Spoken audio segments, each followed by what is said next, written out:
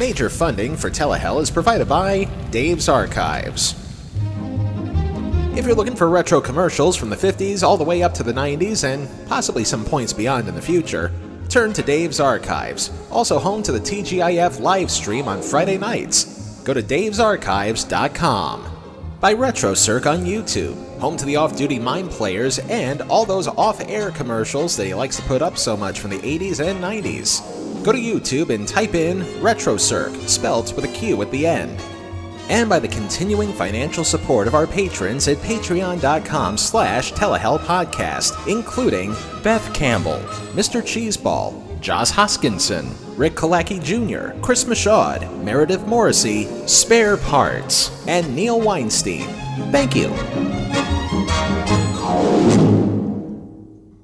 And now...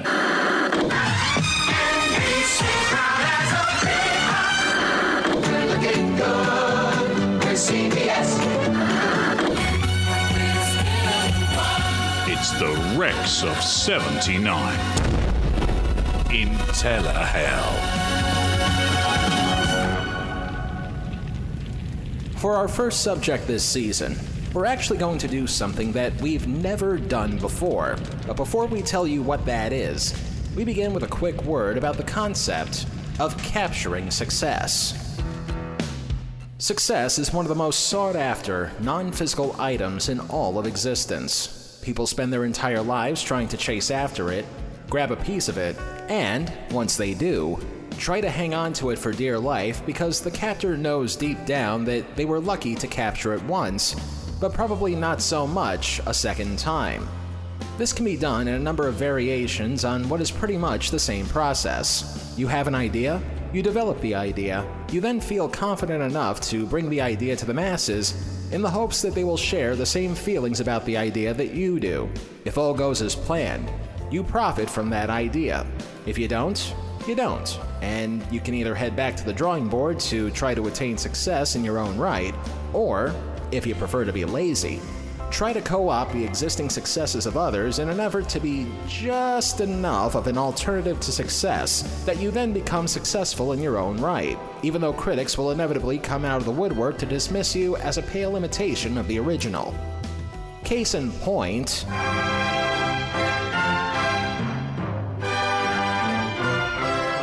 If you look up various documentaries on the making of the 1978 comedy classic National Lampoon's Animal House, you'd get a sense that, at best, the movie was supposed to be a low-budget comedy with a seeming little chance to break even at the box office. Suffice to say, the movie, which only had a budget of $3 million in 1978 money, wound up making over $120 million at the box office domestically that year, or $600 million when adjusted for inflation. And with moments like these, it's pretty easy to see why. Toga, toga, toga. Then, as of this moment, they're on double secret probation. The issue here is not whether we took a few liberties with our female party guests. We did. See if you can guess what I am now. I'm a zit. Get it? Could I buy some pot from you? Oh, boy, is this great. They tossed the bar. The whole fucking bar. Suffice to say, Animal House might have been one of those cases where the expression lightning in a bottle could easily be personified. So much so that it wouldn't be too long until the TV networks tried to come up with their own versions of it in an effort of striking while the iron was hot. And then comes the crazy part. As it turns out, this was one of those ultra-rare instances where all three broadcast TV networks each had the same thought. How can we cash in on the success of something that seemed to have happened right out of nowhere?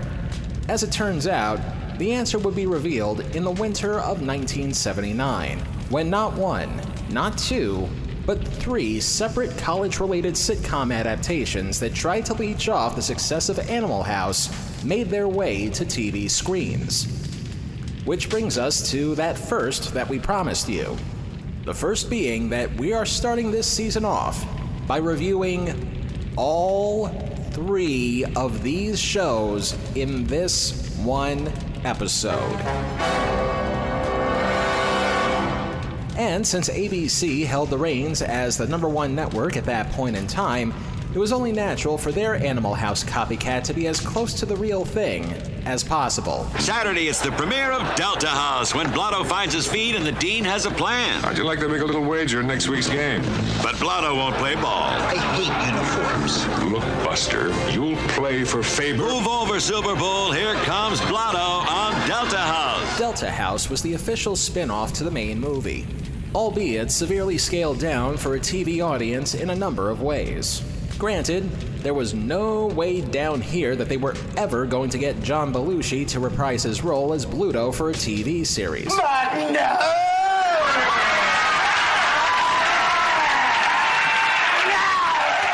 Largely because he was currently preoccupied with one of the few successes that NBC had at that moment. But that was a given. Nevertheless, two figures who were instrumental in the making of the movie did their best to duplicate the movie's success on a TV budget, as the legendary Ivan Reitman and Maddie Simmons would assume responsibility for giving the Delta Tau Chi fraternity some new life on television, complete with the knowledge that getting the entire band back together was all but an impossibility. We already mentioned the lack of a Belushi in these proceedings, but also notably missing from this adaptation would be roughly 70% of the movie's actors, probably because they all still had careers worth building on. But just because most of the original actors weren't around to play those characters doesn't mean the characters weren't going to exist, period. They just needed some comparable AAA ball players to fill in the gaps. Players to help assist the only people from the movie who agreed to play ball for the TV version, including John Vernon as Dean Wormer, Find me a way to revoke Delta's charter. James Widows as Hoover, I state your name. I state your name. Bruce McGill as D-Day, and the inimitable Stephen Furst as Flounder. Boy, is this great! And as far as keeping up with the tone of the original movie goes, Reitman and Simmons managed to secure the services of the movie's writers, Harold Ramis, Doug Kenny, and Chris Miller, but only for the show's pilot, since two of them would soon be busy working on the movie Caddyshack. Other notable writers include a pair of brothers named Michael and Stephen Tolkien, Elias Davis, and David Pollock, among others. But more notably than them, an up-and-coming writer for the very magazine that originated the movie who, in spite of his presence already being known around here in the most in-name-only sense, twice, would go on to do much better things down the line. I speak, of course, about the one and only John Hughes.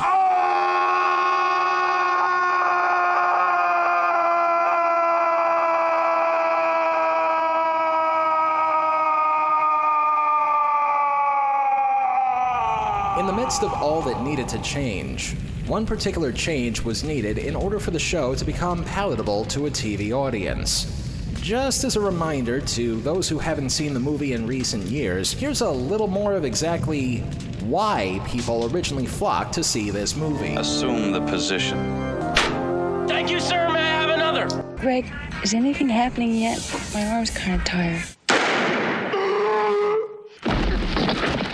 Darn it, Greg. If you're not even going to try, I'm just going to stop.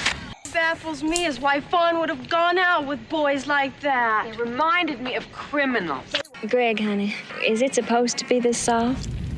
Without sounding too much like a prude, in spite of some of the scenes in the movie being tame by today's standards, the movie was raunchy for its day. And in the 1970s, TV was still trying to recover from the federally mandated family viewing hour that was outlawed in 1977. And you can hear more about that in episode 40. Unfortunately, even though the hour was deemed unconstitutional, the ideals behind the hour still lingered strong among viewers of the day, which, in turn, leads to probably the #1 reason why the most faithful cash-in on Animal House was doomed from the start. The very fact that this Animal House had to go through more sanitation than a Purell factory in order to see the light of day, and all because the ABC network felt it was a show worthy of airing at its earliest possible hour for prime time. In other words, there's going to be a lot less of this. Holy shit!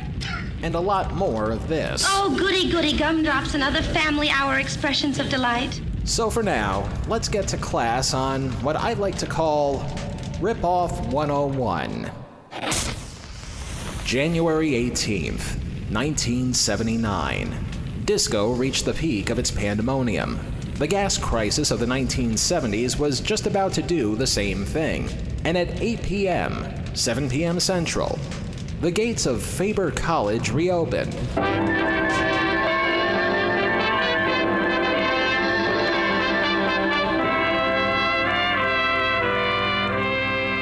Complete with a restored statue of the college's founder, Emil Faber, who you might remember was used as the hood ornament for the Deltas at the end of the movie. Oh, and by the way, this will be one of those times when comparing the source material is going to be inevitable. We apologize in advance. The show does its best to recreate the pomp and circumstance that the original Elmer Bernstein soundtrack gave the movie, which, unfortunately, is just for this one episode, because all other episodes afterwards will have this jaunty tune.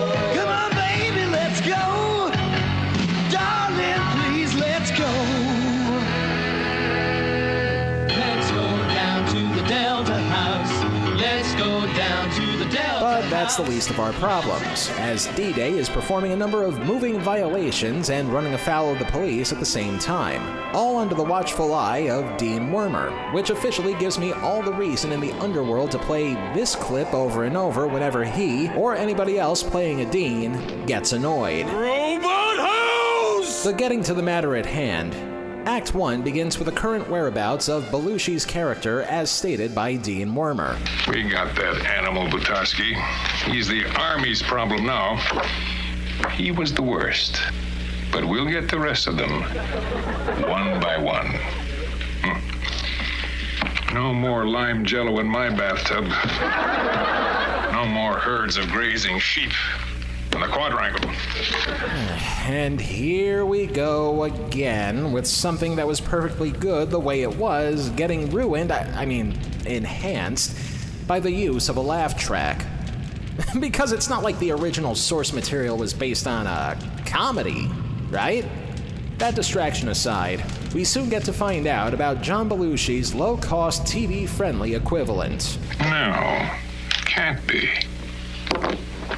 It's true. Jim Butarsky. That animal has a brother. Transfer denied. Admission canceled. Unacceptable. Official parking validation. Official. Where's my big stamp? Yes, Jim Butarsky, who, ironically enough, would not be played by real-life brother Jim Belushi, because, as it turns out, his acting career was just getting started with 2 failed sitcoms of his own in 1978 and 79, respectively. In spite of preemptively kicking the younger Bluto out of school, the Deltas seem ready to welcome him in anyway. Why I am writing is because of my little brother Jim. He is transferring to Faber on October 15th. And I want you guys to take good care of him. The kid is definitely Delta material. Fraternally Bluto. P.S. If you see Dean Wormer, tell him to eat my socks. And as the featured extras gear up for Bluto's brother, Flounder has some more pressing issues to worry about. I got a poli-sci paper due tomorrow. Son, a Delta can't say, I can't. I can't?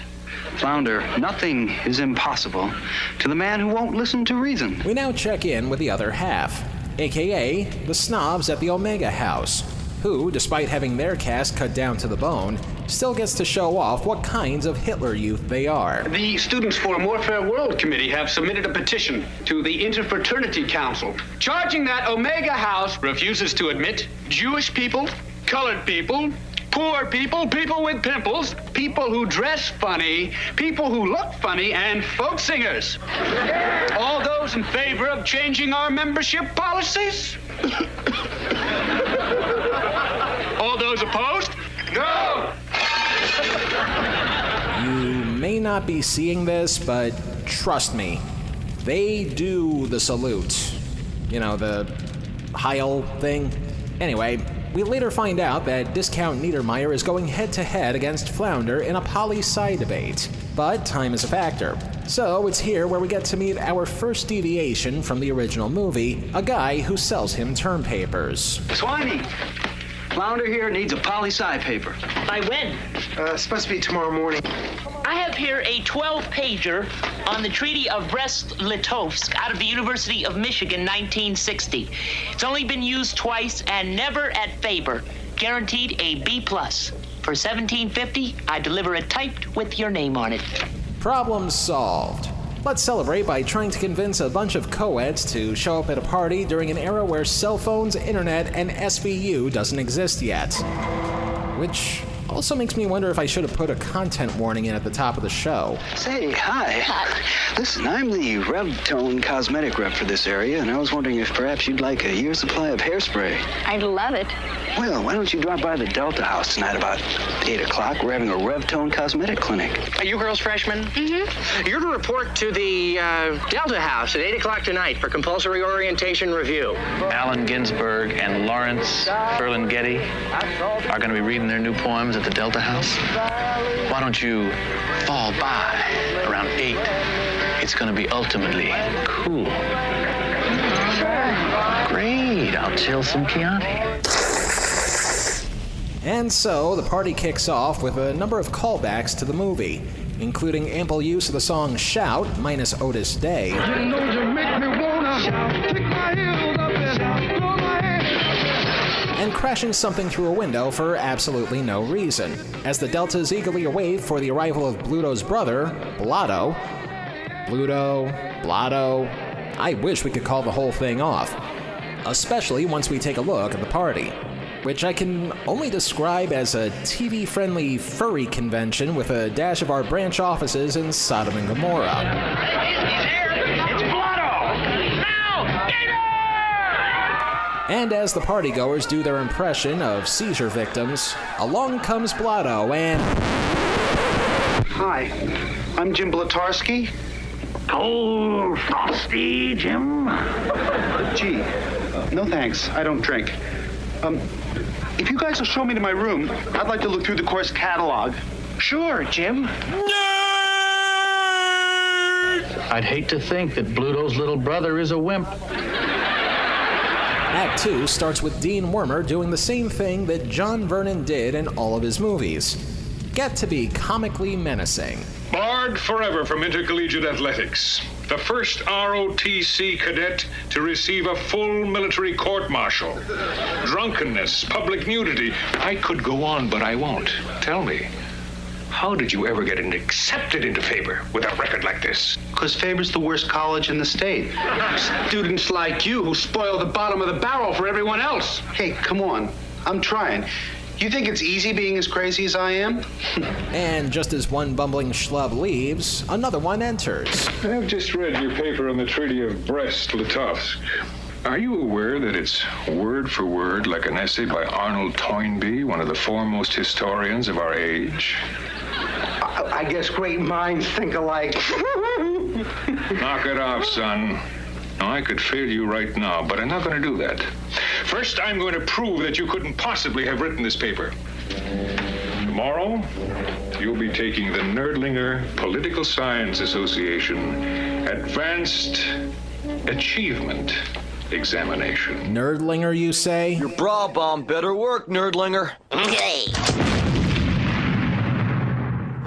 Corey! Robot House! As I realize that I haven't gained 1 ounce of Simpsons-related self-control over the summer, Flounder now has a major test to study for. Can the Deltas cheat for him like they did the first time? Swiney, we're going to have to give him a smart pill. What's a smart pill? Okay. But you think he needs a whole one? Half ought to do it. No, a whole one. I need it. I swear it. He's right. Half might do it, but look at him. Let's give him a whole one. So, Fake Otter and the prototype of Mr. Eaglebauer from Rock and Roll High School gives Flounder what they call a smart pill. Except it's not really a smart pill, rather a laxative pill. And while I would question why a frat brother would do that to another frat brother, I am reminded of this line from the movie. You can't do that to our pledges. Only we can do that to our pledges. So, fair's fair there. Meanwhile, non-Belushi gets a lay of the land, only to be intercepted by the Legion of Douche. Pigs throw their garbage on the ground. Now pick it up. You're kidding. I don't kid, mister. Now pick it up. I've got my eye on you, Plutarski. And just as non-Belushi wishes that Niedermeyer got killed by his own troops, he also realizes where his roots lay, which he does by uprooting a tree with his bare hands, chugging an entire pitcher of beer, and fully embracing his... Destiny! Destiny! No escaping! That's for me! Destiny! Destiny! No escaping! That's for me! Tough day, Jim. That guy Niedermeyer says one more word to me. Now you're really beginning to sound like Pluto's brother. No, that would have been Jim Belushi. However, we do feel the need to give props to our substitute Bluto, and his name is Josh Mostel. And if that last name sounds familiar, let me give you a tiny hint as to why. You miserable, cowardly, wretched little caterpillar. Don't you ever want to become a butterfly? Don't you want to spread your wings and flap your way to glory? That's right, he's the son of the original Max Bialystock, Zero Mostel. And to be completely fair to Mostel the Jr., he's put in quite the resume over the past 50 years and counting. But quite honestly, the notion of him replacing John Belushi in Animal House makes about as much sense as him replacing Nathan Lane in a revival of the Producers musical. Just because you have the talent, and deservedly so, doesn't mean it's going to fit everywhere that you go. Nice going, Jim. Why didn't you tell us you had a run-in with Dean Wormer? Oh boy, you really gave it to Niedermeyer! Meanwhile, Flounder seems to be in high spirits, at least for one fleeting moment. I got that again! I got the Nerdlinger Cup! Hey, Dorfman. You're not getting the Nerdlinger Award. What are you talking about? Dean Wormer knows he cheated on his exam. I did not cheat! I took a smart pill. A smart pill? Well, you must have taken a retarded pill, too. Hey, whoa, hey, whoa, hey, whoa, hey, whoa, hey, whoa, hey, whoa, hey. Yes, I know, it was the 70s. The R word was probably as common as saying hello back then. But still, not the right time or place. Anyway, Hoover reads a letter that pretty much spells doom for Flounder. Kent Dorfman is hereby disqualified from the Nerdlinger competition. He is a known cheat and is never again to be trusted in any position of responsibility or employment. His parents will be notified, and a copy of this letter will be placed in his permanent record, and Douglas C. Niedermeyer is now the official winner. Sincerely, Dean Vernon Wormer. A sad ending to the first episode of a show that was meant to capitalize on the success of a smash hit comedy. Well, I guess it's all over. What? Over? Did you say over? Nothing is over until we decide it is. Was it over when the Germans bombed Pearl Harbor? Hell no! German? Forget it, he's rolling. And it ain't over now. Because when the going gets tough,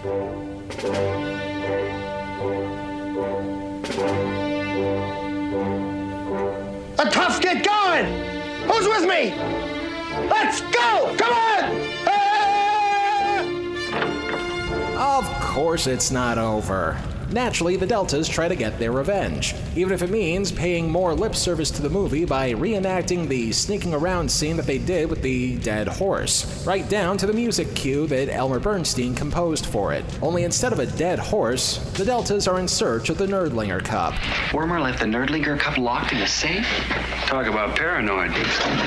We take the whole safe, crack it open later. We'll need some gear. Let's go. Which they do by using a card to help prove one of Isaac Newton's theories. Or possibly Archimedes, or I don't know, Mr. Wizard? Who cares? Point is, they tie one end of the rope to the car, and they tie another end to the safe. Of course, hilarity ensues. All right, let's ease it out.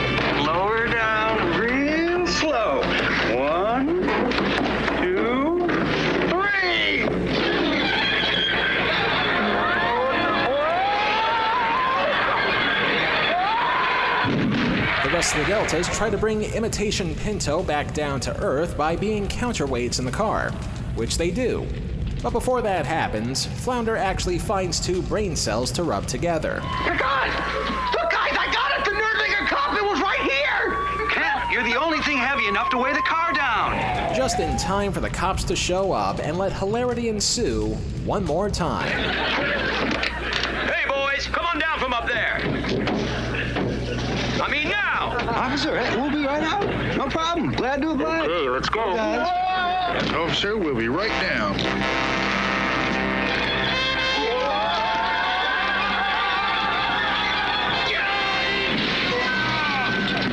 The show wraps up with Dean Wormer getting the kind of comeuppance that he will wind up receiving for the next 13 weeks. Where is my safe? And why is it so dark in here? You know I like plenty of light. Well, the campus police want us to pay for a new police car. Police car? Never mind a police car. Somebody stole my car last night. Robot house! And while the Dean quells down the vein popping out of his forehead, Flounder proudly drinks out of his trophy, all fat, drunk, and stupid. And at the same time, Blotto is welcomed into the frat with open arms. And that's pretty much Delta House. Or at least the first episode of it. The subsequent shows that aired include a number of changes, both big and small. We already mentioned the theme song adjustment and the lack of Ramis, Kenny, and Miller in the writing room. But perhaps more notably, the addition of another cast member / ally to the Deltas for the rest of the show's run. A then 21-year-old, ice-cold piece of white gold named Michelle Pfeiffer, who played a co-ed simply known as the Bombshell. And boy, was she. I'm having trouble with the fall of the Roman Empire. I can't figure out how the Roman Empire fell. Do you care if it falls? What? The Roman Empire? Fuck it. But despite the actual modest success that the show had in the ratings, Delta House still got foreclosed upon after 13 episodes. But not for the reasons you think. Reasons we'll get to in the 9 circles.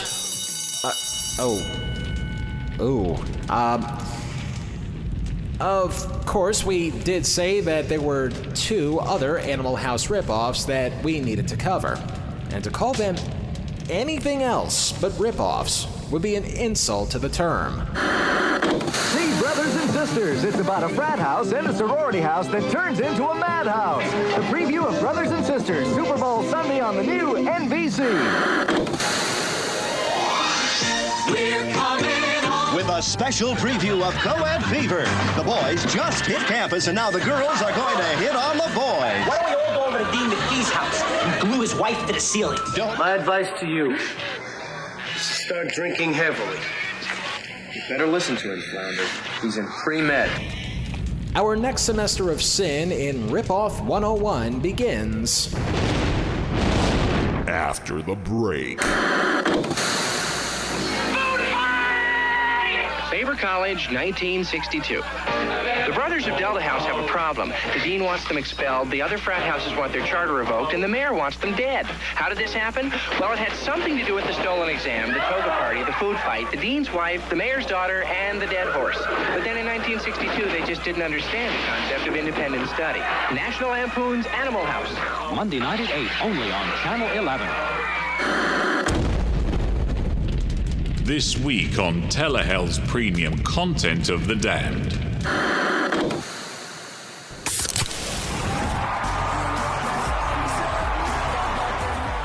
The signs say things like peace and the peace symbol and join the conversation. Join the conversation? That's the most corporate message of all time. They might as well be holding signs that say, we are all the core demographic. But, very good. Thank you. The only way to listen to Telehell's premium content of The Damned is by becoming a patron at patreon.com/Telehell podcast. For just a few bucks a month, you can listen to our premium content and get some swag along the way. Once again, that's patreon.com/Telehell podcast. now at new low prices. And now, back to this week's torture.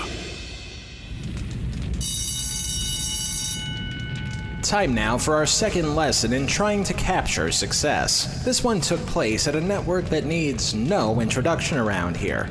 But you know I gotta do one anyway.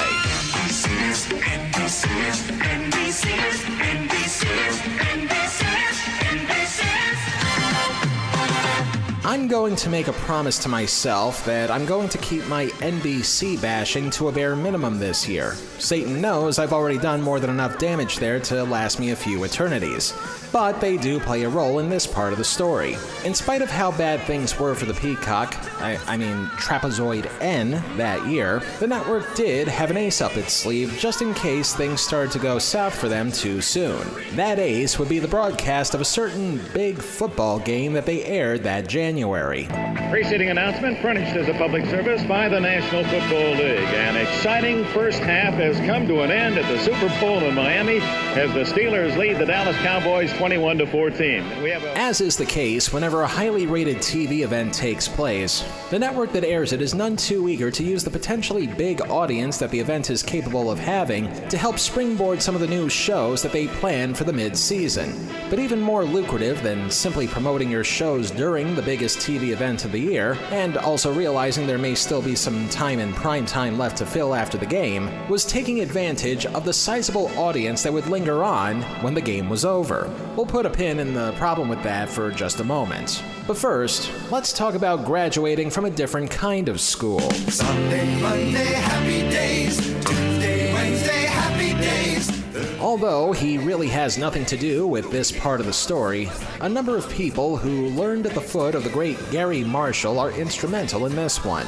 In particular, Bob Bruner and Arthur Silver, the former of whom was instrumental in the development of the character of Arthur Fonzarelli, even going so far as to coin the immortal nickname of Fonzie, or the Fonz.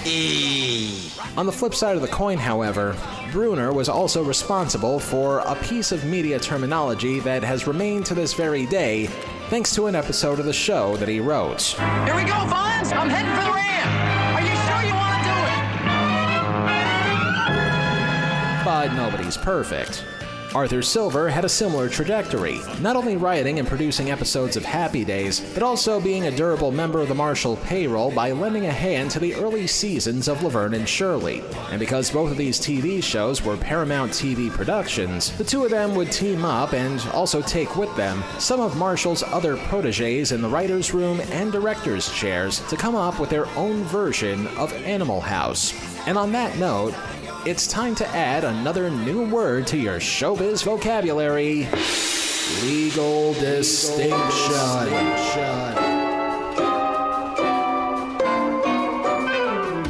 Say you want to do your own version of something, but you don't have the wherewithal to actually do it. In this case, Animal House and everything attached to it was the property of Universal Pictures, but the people producing this TV version was Paramount. Paramount would have to come up with a version of Animal House that was similar to the original product, but just different enough so that Universal wouldn't sick high-priced attorneys on anybody. Hence, Paramount needed to make a legally distinct version of Animal House so nobody would get sued. This would fall under a number of categories, like the action taking place in present day versus the early 1960s, where the college campus would take place, the names of the characters involved, maybe throw in a little diversity, and of course, have a completely different title to your program. Bruner and Silver did exactly that. Instead of the action taking place at the fictional Faber College, they decided to name it Larry Crandall College. I'm guessing as an inside joke to someone they knew. Instead of calling the frat houses Delta and Omega, the slobs and the snobs would occupy the same house. In this case, the House of Pi Nu, leading to some interfraternal squabbling. Instead of actors who would eventually become household names, the best that the show could do on NBC's third-place budget was old-timey movie star William Wyndon in the Dean Wormer role, the son of Jack Lemmon as one of the frat guys, and also the lady who would eventually shoot J.R. Ewing. It was you, Kristen, who shot JR. But for the sake of staying one step ahead in legal distinction, the show wasn't just going to be about fraternity life and rivalries, for there was another side to the Greek alphabet on a college landscape. The show decided to have the rival house not be a bunch of upper-class Hitler youth, but rather the opposite sex. Yep. This wouldn't just be an interfraternity battle among pledges, but also a battle between fraternity brothers and sorority sisters. Put them both together and you've got Brothers and Sisters. Not to be confused with the Sally Field family drama of the same name. In spite of ABC's Delta House premiering 3 nights earlier, NBC was so confident in their ripoff, adaptation of a college comedy hit, that they decided to air the first episode right after the biggest event in all of television, which we'll now unpin because, as we mentioned, there was a slight problem with just exactly when this show would air. It seems hard to believe now, but there was once a time when the biggest football game of the year was actually played during the daylight hours, before the network that aired it would resume with their full primetime programming for the evening. In fact, just 1 year earlier, CBS would have the honor of having the first big game take place within those hours. NBC, however, did not follow suit the following year, as they and the football people decided to have the kickoff take place in the 4 p.m. hour, meaning that after all was said and done, the new show premiering right after the big game will be kicking off at 7:30 p.m. Eastern Time, far earlier than the time slot that Delta House premiered at, but even more so with far more people watching, especially those of a younger demographic. Oh, won't somebody please think of the children? And with that being said, what would college be without a little bit of cheating to help make the grade? We regret to inform you that the first episode of this program, the one that aired after that big football game, is unfortunately nowhere to be found online. But even if we did find it, it would probably be unfair to use that one to review anyway, since its lead-in just happened to be, the biggest event of the year in television. So, to play boss's advocate, I think the fair thing to do in this case is to play the first episode that aired during the series' regular day and time slot, its second overall. That, and we also feel that there's really no reason to further introduce anybody, since everybody is either going to be a clone, an offshoot, or just different enough from the Animal House characters that we'll pretty much figure out who everybody's supposed to be anyway. With all of that in mind, January 26th, 1979. The Dukes of Hazzard would make its debut on another network. Former Vice President Nelson Rockefeller would die from a heart attack, but I'm sure that's just a coincidence. And at 8:30, 7:30 Central, we transfer from Faber College to Larry Crandall College, where we get to see a legally distinct life on campus. Instead of the Faber College March, we get some public domain use of Beethoven while we see the upper crust of Pine New in a constant state of studying. All the while, we go to a separate area of the house simply known as Les Dumps, where we get to see our less classy frat brothers do their own version of studying. At the same time, we get to see the opening credits, and just how shameless a photocopy it is to a show that just aired 3 days earlier. But again, different enough so that nobody raises any red flags. We don't get a cop chase on motorcycle like D-Day did, but not unlike D-Day splashing mud on Discount Niedermeyer, we do have the slobs running afoul of the snobs. Up to and including a pair of snobs getting their picnic ruined by one of the slobs, all set to the tune of Roll Over Beethoven. Some would say they're trying too hard not to be like Animal House. I'd say they're not trying hard enough.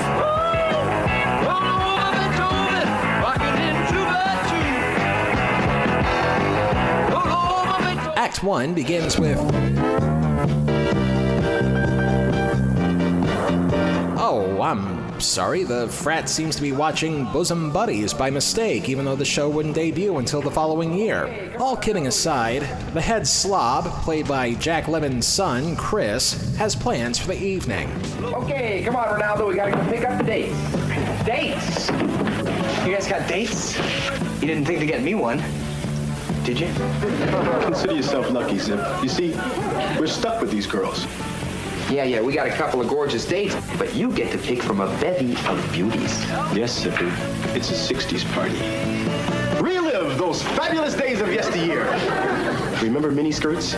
Not even Tricky Dick could forget free love. I love cheap dates. Which brings us to a reminder that not only was this the 1970s, but the movie that they were trying to capitalize on had their own fair share of moments with promiscuity. You got Belushi spying on topless pillow fights, Marion Ravenwood sleeping with a guy from Invasion of the Body Snatchers, even Tim Matheson scoring pity points from a fake relationship with a dead girl. But those weren't exactly the central points of the movie. Those were just there to hold the audience's attention. Of course, this was a primetime TV series trying to leech off of that, so I can't imagine everything being on the same level here, as we see the Arnold Horseshack of the group, named Zipper, trying to make the moves on the girl who would shoot JR. That's good, because here's the plan. We go to my room. Forget it, Zipper. I've got a date. Whoever he is, I'm better. He's a B student. I'm a D student. What's in a letter? He's handsome. He'll break your heart, baby. He's right behind you. Hilarity continues to ensue as Zipper then tries his luck with one of the more snobby sorority girls. Nice legs, Mary Lee. Nah, they're stunning, you little fungus. And strike two, as we now see Zipper try with somebody that I can only assume we should have met in the pilot, or she could be a totally random girl. Who knows, and who cares? Hi, you remember me? That's a yes. I'll be in my room. And as Zipper contemplates spending the rest of his life as a manifesto-writing incel, along comes the president and owner of the school. Yeah, that's the ticket. To break up the shenanigans and also provide another plot line. Now, my little girl, Charlene here.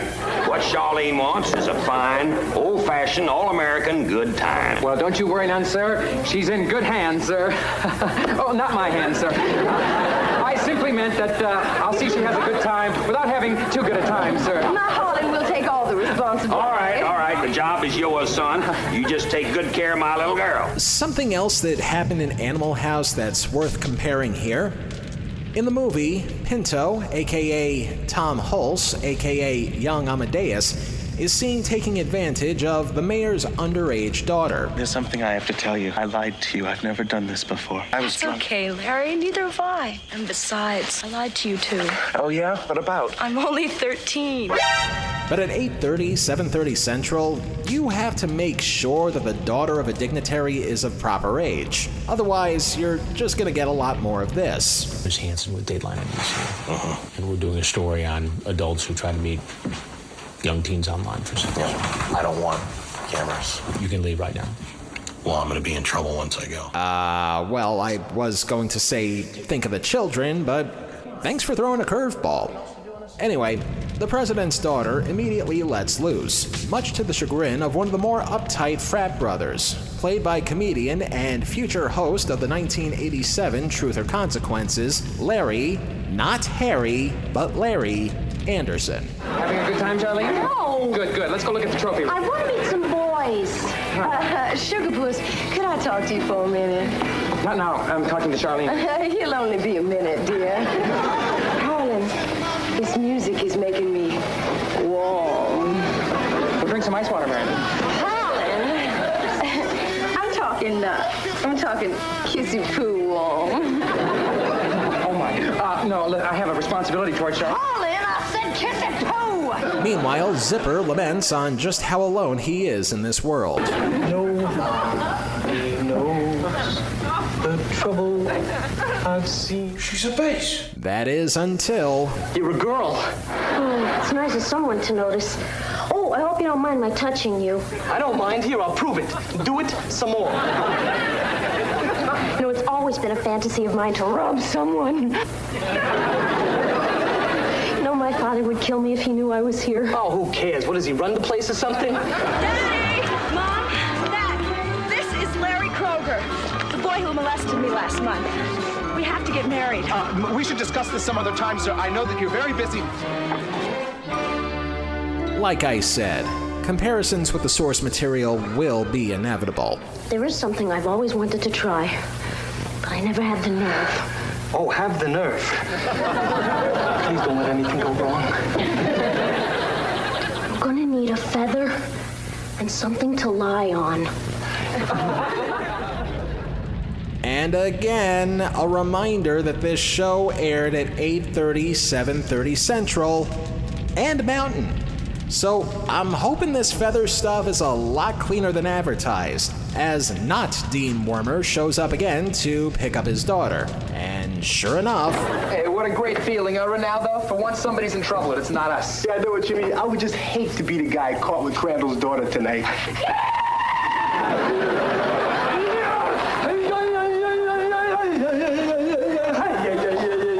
Oy vey. Well, I didn't think I'd be paying this show any compliments, but congratulations, brothers and sisters. You actually managed to show off an even less dignified portrayal of Native Americans than Saved by the Bell would do a decade later. Zach Morris is trash. Act 2 begins with Zipper lamenting on having the time of his life. That is, until he realizes who it is that he's having that time of his life with. Zipper, your squaw is Charlene Crandall. Charlene Crandall. I know. Name mean anything to you? I think it means we're in a lot of trouble if that's Larry Crandall's wife. She's his daughter. Well, that's good because I love her. So, while the boys carry around somebody whose state of consciousness is highly questionable at this time, the president is presenting a presentation for a new stadium to a group of investors, when suddenly Zipper barges in. What do you want? Hi, Mr. Crandall. You don't mind if I call you Larry, do you? Okay, Larry. Whoa. Slow your roll there, Zipper. NBC could only make room for one guy named Larry this season. And somehow, that show wound up one of their bigger hits that year. Well, hello, Larry. Hello, Larry. You talk to people all day for a living. Hello, Larry. But all those easy answers you are giving. But for the first time this season, I digress. The boys are trying to bring the daughter back, but Zipper, being the show's resident comic relief, couldn't help but be fascinated by, of all things, a scale model replica of the proposed new stadium, which also makes me wonder if he'll also be fascinated with dangling car keys. Look, a little coliseum, little trees, little referees. Don't do that. Little goalposts. After messing up the replica of the stadium, the three of them continues to transport the daughter through a series of distraction-related gags that even the Three Stooges would find a little lame-brained. Not unlike the Stooges, though, they eventually get found out. Lawrence, I think there's someone in your closet. What? Yes. Are you gonna listen to this drunk? Listen, Dean, sit down. You don't know your limit. No, Get away from there, Mr. Crandall. I'll take care of everything. There's no sneezing there. See? No sneezing there at all. Must have been him. Robot house! This, of course, leads to the fraternity getting a good talking to from President Dean, or whatever his name is. I really don't care by this point. It is a good thing that I booted your mother out years ago so she'd never see you like this. I said, do you get it? No, I don't get it. You are gonna get it this time. You and me are gonna have ourselves a little showdown. I'll talk, you listen for a change. I shall be a-waiting for you upstairs. All right, now let me tell you boys something. When I come back down these stairs, I want to see the responsible party sitting right here in this chair, because I'm going to eat him alive. Naturally, the boys scramble to play hot potato with the blame on this.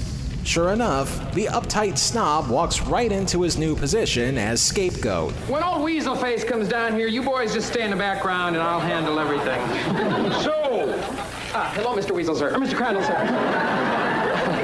You must be the responsible party. Yes, sir. I don't care what they told you. Whatever it was, forget it. It was all my doing. And on a better caliber of TV show, that would have been the perfect place to end the episode and roll the credits. Except we get one more scene that actually punishes the other frat boys. There I was with Larry Crandall's fingers around my throat when you guys stepped in and put your neck in my noose. You see, being good paid off. You were hardly punished. Hardly punished? You guys stood up for a friend. You got it wrong, Harlan. We stood up for you. Doesn't quite have the same ring to it as double secret probation, does it? On the other hand, if everybody is punished for messing around with the president's daughter, that should include Zipper too, right?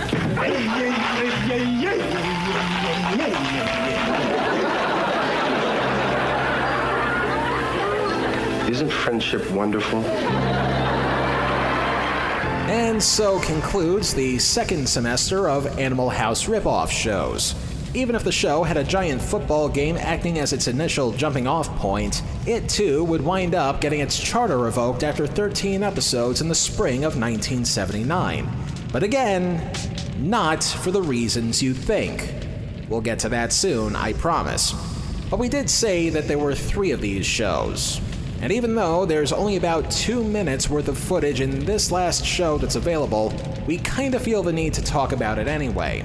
So now, very briefly, we're going to go over CBS's attempt to cash in on something whose well was already running dry after 2 trips.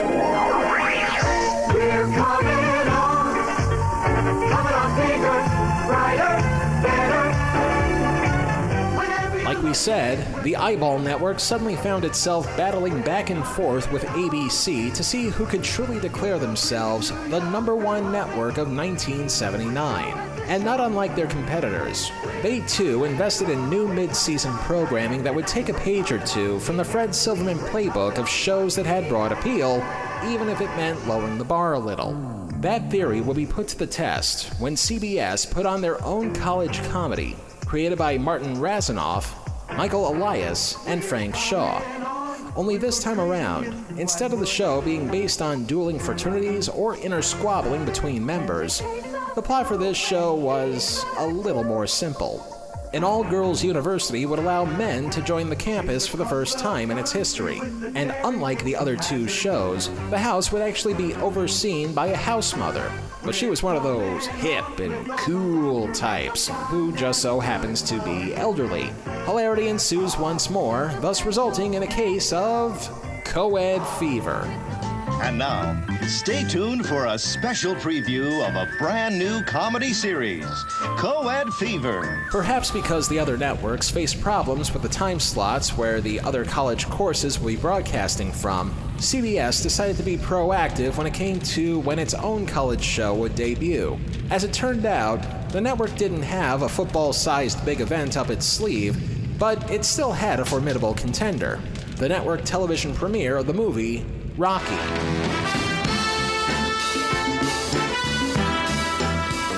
Which ran 2.5 hours long with commercials, leaving CBS with a half hour to spare before the local news. Their logic was similar to NBC's. Premiere a new show after a big event, and success would come naturally. Not only that, but with the show debuting, or in this case, previewing at such a late hour, there was a distinct possibility that they could get away with the jokes that the other 2 shows seemed to lack. And so, February 4th, 1979. The Western Conference beat the Eastern in that year's NBA All-Star Game. The movie Rocky just made its TV debut. And at 10:30, 9:30 Central, CBS's hopes to successfully duplicate the Animal House formula was introduced with quite possibly the worst TV theme song of all time. And oh yeah, you're gonna hear every last second of it. Dear Mom and Dad, I'm fine. How are you? School's okay. There's not much new. My check this month didn't go too far. I lost my books. I wrecked a car. There are men on campus. They started this fall. But don't worry, Dad. They're across the hall. I'm giving trigonometry the old college try.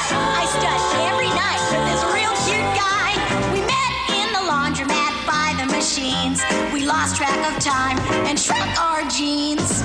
Things are better than they were last year. Maybe it's because the men are here. There's more activity and more motivation. We're really getting a co-education. I'll bring him home at the end of the quarter. Gotta go now, your loving daughter. It takes a lot for me to say this, but right here and right now, I officially forgive Pauly Shore for everything he has ever done in his career. And that includes his Fox sitcom. There are men on campus. They started No. Don't you dare play another bar of that song. I mean, I know the 70s weren't exactly known for their subtlety, but that theme song can easily and handily not only replace the dog whistle in terms of annoying sounds, but the tune could probably lure those same dogs off a cliff. Whoever came up with that theme song, take a bow because you just composed Hell's latest ringtone. So, a tip of the hat to Alan and Marilyn Bergman. Wait a minute, they wrote songs for a lot of big movies and TV shows. They wrote The Way They Were for Barbra Streisand. They wrote the theme songs to Maude, Alice, and Good Times? These guys were good and they wrote this? My check this month didn't go too far. I lost my books. I wrecked the car. There are men on campus. I guess it could be worse. I mean, it's not like they dragged in even more talented third wheel to help smooth things out, right? Let's have a very nice welcome for a very nice, great gentleman and a wonderful musician, Henry Mancini. Henry, it's nice to have you with us.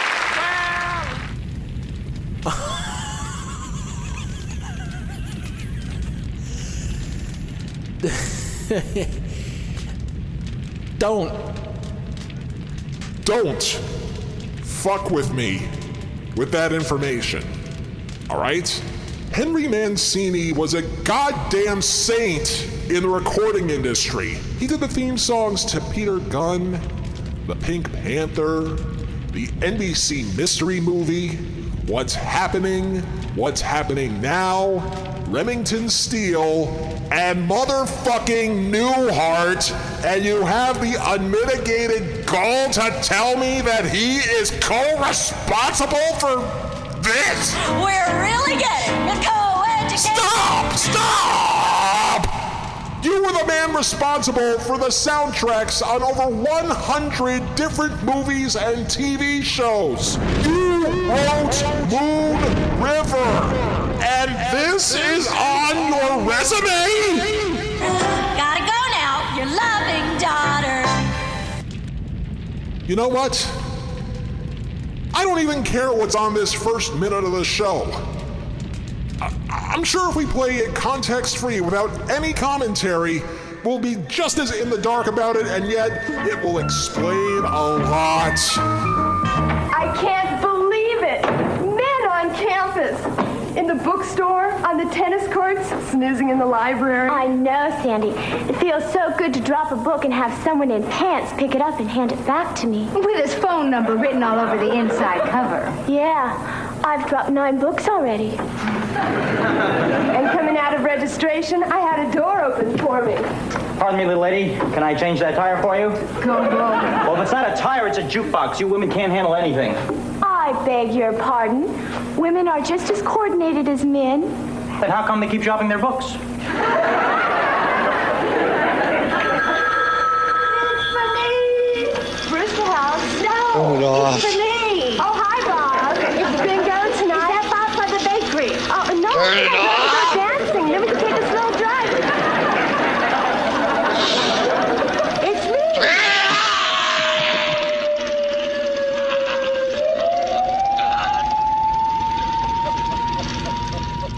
I'd like to see all 3 of you Animal House rejects in my office, now!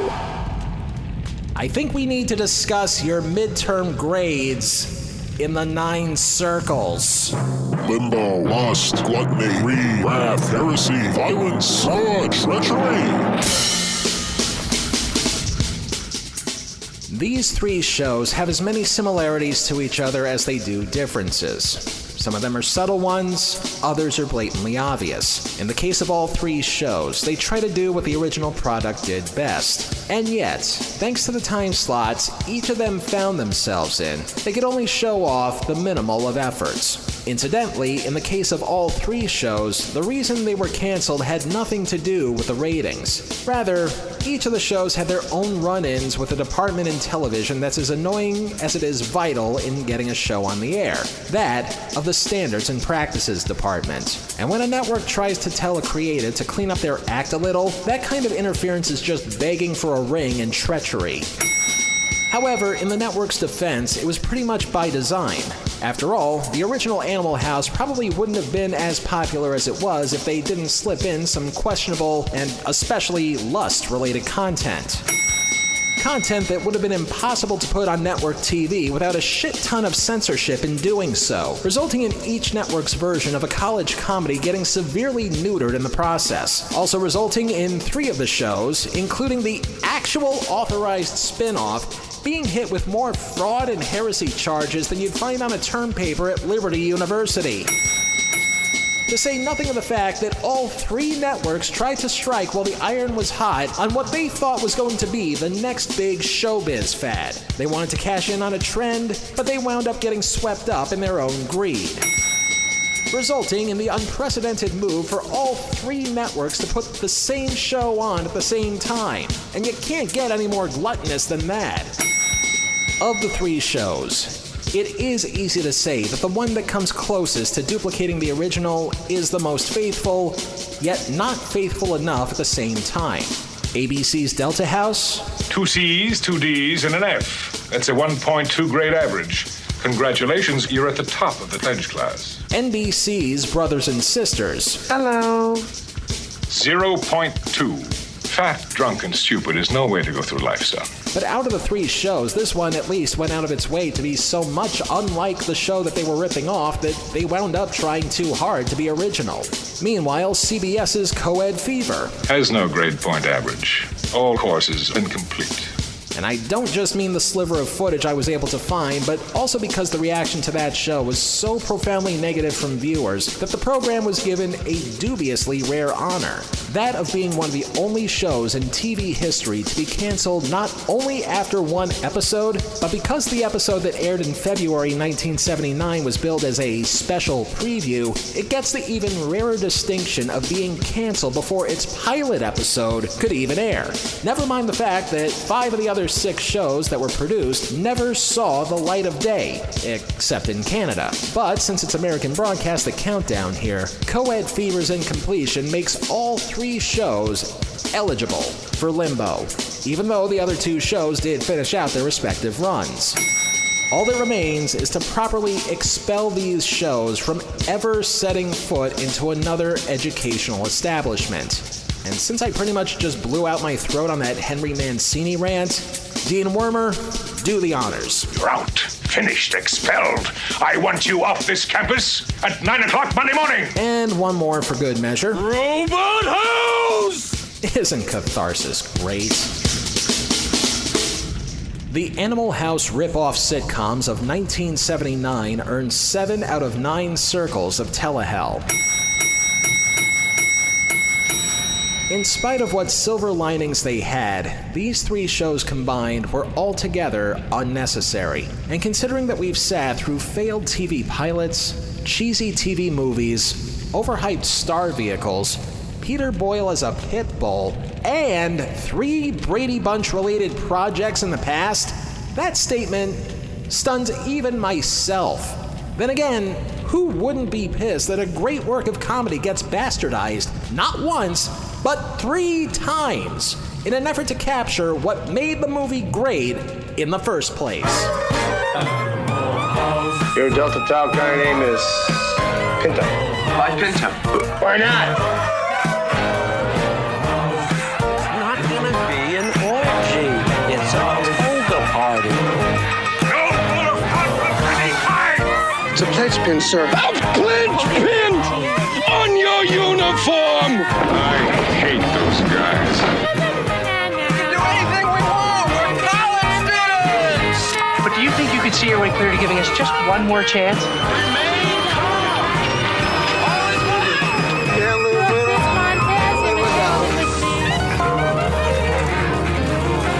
Massage your thighs while you eat.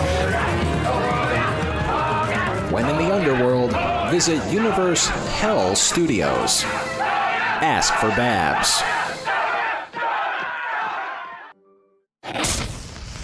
Next time on Telehell, the Rex of 79 continues. And since we already failed college 3 times, we might as well fail history too. What would you do if you could travel back in time and relive a turning point in your life? It's possible aboard the Time Express. Join me and my passengers on the Time Express, Thursday at 8, 7 Central and Mountain. Until then, welcome to Season 5. And of course, if it's not in Telehell, it's not worth a damn. Telehell was written, produced, edited, and narrated by me, Justin Hart. All clips used in this program are protected under the Fair Use Doctrine of the U.S. Copyright Act of 1976, and all clips used come courtesy of their respective companies and owners. Some of the music used in this program comes courtesy of YouTube and their audio library service. Telehell is a production of Horton Road and is distributed by Libsyn. The show may be over, but you know where to find us. On social media, Twitter and Facebook at Telehell Podcast. Want to hear some premium content? Go to patreon.com/Telehell Podcast. And if you have any questions or comments about this show, feel free to contact us at our complaint line, telehellpodcast@gmail.com. But even more than that, please be sure to like, comment, rate, subscribe, lie to us all over the places where Telehell is streaming, including Apple Podcasts, Stitcher, Spotify, and many others, just by Googling Telehell.